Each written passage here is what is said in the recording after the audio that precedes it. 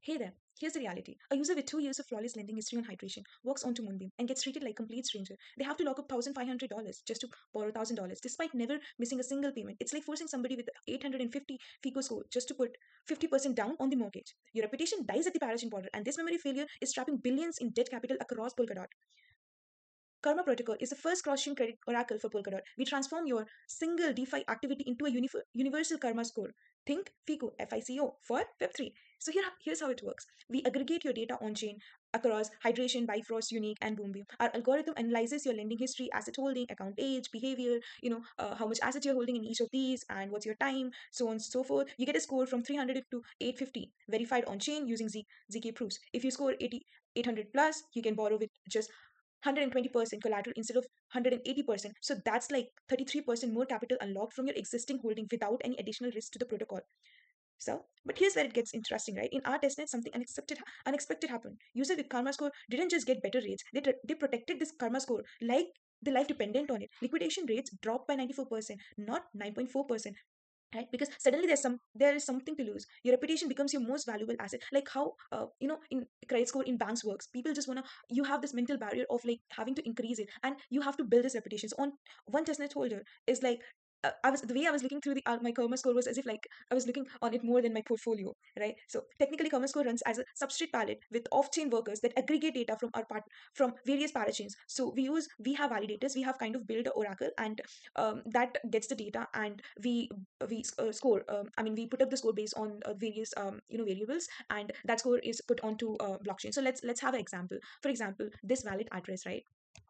We so anybody can verify it. They're just going to put it, and you're going to click the score. So now this is going to get the score from Hydration, Bifrost, Unique, and Moonbeam addresses. So we are converting the addresses to each of their format, and then figuring out how much is the account age, and what's the wealth stability, what is the loan history, what is the activity level. So for the MVP, this is what we have prepared, and the analytics type right now we are using is cross chain. So and then this we give you this. Apart from that, here's our smart contract. So we can directly interact with it. So let's suppose this is the valid passage, right?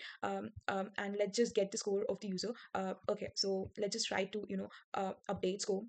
So the passive value is connected, and then let's say score is 820, right? And then risk, so how much is the risk percentage? So let's say 20. Collateral could be something around 400.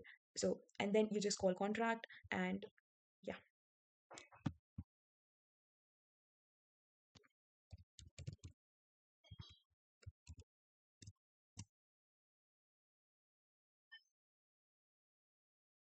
So it's currently processing, and we have done the transaction over here. It will also be visible in the Facet Hub over here. So that's how we work. And we have other functions like adding the oracle and identifying the oracle, getting the score for the user, right? And all the other functions. So this was the score, and this was updated at this. Right now it's more of our backend is going to send the score, but in future we are trying to have a score calculation on chain itself, and that's what makes us different from many other very few credit scoring protocols that are present right now. So that's what is making us different. And so our user is this, and so on and so forth. And here's how it is. These are some of the you know yeah. And so moving forward, this is some of the balance transfer and stuff like that. So technically, Karma protocol runs as a substrate palette with off-chain worker that aggregates data from various parachains, right? So the biggest challenge that we ran into was like cross-chain state proofs. That is like the biggest challenge in like parachains, proving your history on hydration to Moonbeam without a trusted middleman. We also are trying to have a connection more of like a user will also put their EVM address, so that they will have higher score, because we will also be able to access that data from the EVM. So that will also boost up their credit score, right? And so this is how we are scoring the trust problem. Scores are not transferable, decay without activity, and our validator stake tokens at risk. You cannot game the system, right? A DeFi user with like 2 years of perfect lending history on hydration will not now walk out. They will have a more leverage. So how does it help? So how do we work?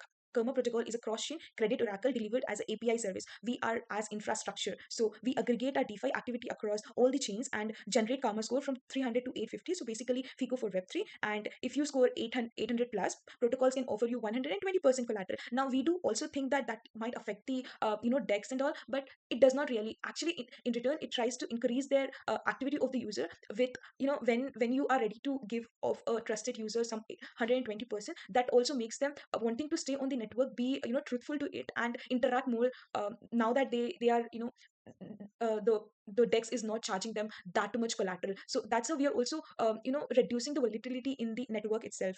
And so let's take an example of a dex A and dex B. If dex A integrates karma and offers 130% collateral to a higher score user, dex B sticks with 180% for everybody. What happens? The best borrowers, the one who never default, they all move to dex A. Better rates, same safety. Dex B will be left with only the risky users and start seeing some liquidations. Now dex B has to integrate karma just to compete, and when they do, users care even more about their scores because more places accept them. They protect their scores, behave better, and default less, right? In our testnet, liquidation rates dropped 34% because users start testing their reputation like an asset. Less volatility, more engagement, more better capital efficiency across the entire system. And because parachains aren't connected yet, we are literally the bridge making this possible right now.